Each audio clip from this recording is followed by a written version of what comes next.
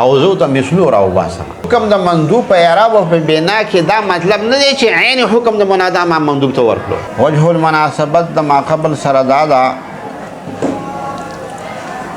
چې هر کله فارغ شو مصنف علیه رحمت ته تعریف د مندوب نه او د عاداتو د مندوب نه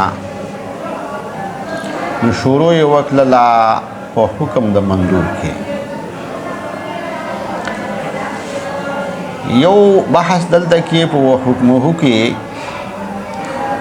په اقسام الواو کې دی چې اقسام د واو څومره دي او ما هو المراد دلته کې په اقسامو کې کم واو دلته کې دی. تعین د ما هو المراد. او دویم بحث دی په معنی د حکم کې چې حکم په څو معنو سره راځي، جمع سره راځي او ما هو المراد دلته کې د حکم نه کومه معنا مراد ده. ځکه چې دا لفظ د حکم دا متعدد المعنی لفظ دی د وجه د تعدد اصطلاحاتو نه. دا مشترک دی په مابین د ډېرو معنیو کې او قاعده دا ده چې د مشترک نه کله یو معنا اخلي نو په هغې باندې با قرینه پیش کړي. نو هر چې دا اولنۍ موضوع ده چې اقسام الواو، نو واو په متعدد اقسام باندې راځي. واو اعتراضیه، واو استنافیه، واو حالیه او واو جزء من الکلمه. نو دلته کې دا واو چې دی نو دا واو استنافیه دی. یو قسم په اقسامو د واو کې واو عاطفه هم دی د عطف دپاره. دا واو برای استناف دی او د استناف دپاره دو معنی دی.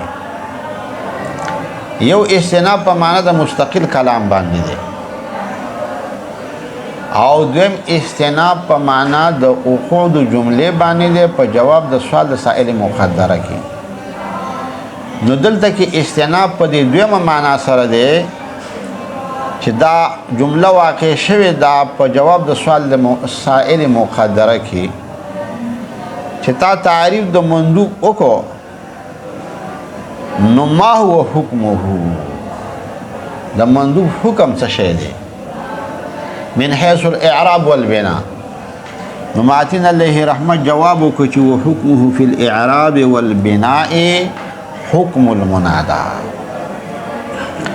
هر چې دویمه موضوع ده چې یاره معنی د حکم څونه دي او دلته کې په کومه معنا باندې مراد دی نو د حکم جمع احکام راځي. حکم متعدد المعنی لفظ دی د وجه د تعدد د اصطلاحاتو نه چې په دې کې اصطلاحات متعدد دي. کله ناکله داسې شي یو لفظ د هغه معنی متکثرې شي، متعددې شي د وجه د دې نه چې په هغې کې اصطلاحي صرفي وي، نحوي وي، د علم البلاغت او د علم المعنی اصطلاح پکې راغلی وي، د فقهاو اصطلاح پکې راغلی وي، د اصولینو راغلی وي، د مناطقو راغلي، د نور فنونو اصطلاح پکې راغلي. نو د هغې په وجه باندې د یو لفظ معنی متعددې شي. نو دلته کې حکم هم متعدد المعنی لفظ دی. حکم په اصطلاح د نحاتو کې اثر مرتبه علی شی ته ویل کېږي. د دې وجې نه تاسو ته شرح جامع او دا نور کتابونه چې وګورئ نو هغې کې درته راشي وحکمه ان یختلف آخره. هلته شرح جامع وګورئ د هغې معنا کړې ده الاثر المرتبه، اثر مرتبه په شی باندې. حکم معنا دویمه په اصطلاح د فقهاو کې ده. فقها په خپل کتابونو کې په خپل مصطلحاتو کې چې د هغې حکم راشي نو هغې معنا کوي خطاب الله تعالی المتعلق بافعال المکلفین.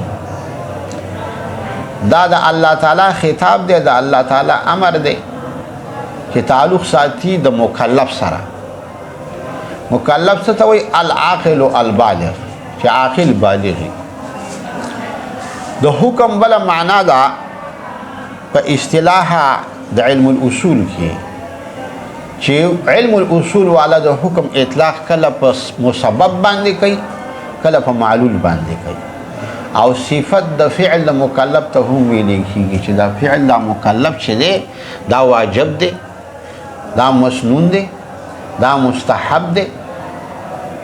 نو په دې معنا سره هم د علم الاصول په اصطلاح کې په صفت د فعل د مکلف باندې او هم اطلاق کېږي. مناطق د حکم هم متعدد معنی ذکر کوي، خو تاسو ته به د هغې نه د وجې د دې نه چې زه تطویل نه جوړوم، یو معنا به ته وکړم. نسبت امر الى امر آخر ایجابا او سلبا، نسبت د محمول موضوع ته یا به ایجابي وي چې اثبات د محمول به شوی د موضوع دپاره، لکه زید قایمون کې اوس ایجابي دی، او یا به انتزاعي او سلبي وي لکه زید لیس بقایمین شو. دلته سلب د محمول شوی دی د موضوع نه. دلته د حکم نه مراد اثر مرتبه مراد دی، ځکه چې کتاب د نحاتو دی. وكل متکلم یتکلم باصطلاحه، هر متکلم په خپل اصطلاح باندې خبرې کوي. نو کتاب د نحاتو دی، نو د دې وجې نه معنا به موږ د حکم نه په اصطلاح د نحاتو کې اخلو چې اثر مرتبه. وحکمه فی الاعراب والبناء دا مبتدا ده، او حکم المنادا دا ول خبر دی. خود دې د لاندې کو تاسو نظر کلی وي نو د ناکیتو ته مثلو عبارت راوښکلی دی. دا عبارت چې دا مثلو د ناکیت راوښکلی دی، نو دا عبارت په حذف د مضاف سره دی. اصل عبارت داسې دی: وحکمه فی الاعراب والبناء مثل حکم المنادا. او ناکیت معنی باعث تقدیر د مضاف دو خبرې. یو خبره دا چې په ده باندې اعتراض واردېږي په شیخ صاحب باندې په دې عبارت کې، چې ته وایې چې حکم د مندوب په اعراب او په بنا کې دا حکم د منادا دی. نو د دې خو مطلب دا دی چې عین حکم د منادا چې کوم و د اعراب او د بنا هغه موږ راواخیستېدو او نقل م کړلو مندوب ته. نو چې هر کله دا حکم د منادا منګه منقول کو نقلم کو مندوب تا، نو صاحبا دا منادا بلا اعتراضینو په دفاع کې ناکیت تقدیر د مضاف کو، چې عبارت دلته کې په حذف د مضاف سره دی او زه ته مثلو راوباسم. نو چې مثلو بیا مضاف حذف شوی دی، چې مثلو د اقامت د مضاف الیه شوی دی په ځای د مضاف باندې.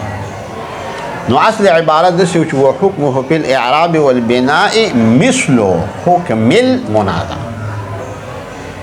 حکم د مندوب په اعراب او په بنا کې دا مطلب نه دی چې عین حکم د منادا ما مندوب ته ورکړو منتقل شو. که ته اعتراض کې چې منادا بلا اعراب او بلا بنا پاتې شوله، او یاره په اعراضو کې انتقال نه کېږي، نقل نه کېږي. عرض به منتقل کړی نه دی، په خپل ځای باقي دی چې هغه حکم د منادا سره باقي دی په اعراب او په بنا کې. خو په مثل د دې باندې منګه اعراب او بنا چاته ورکړلو؟ مندوب ته ورکړلو. دا مطلب نه دی چې عین حکم د منادا ما مندوب ته ورکړی، حتی چې لازم شي انتقال په اعراضو کې، او یا لازم شي كون د منادا خالی عن الاعراب والبناء. نو د دې وجې نه ناکید دلته کې تقدیر راویستو چې مثلو حکم المنادا، حکم د مندوب په شان ته د حکم د منادا.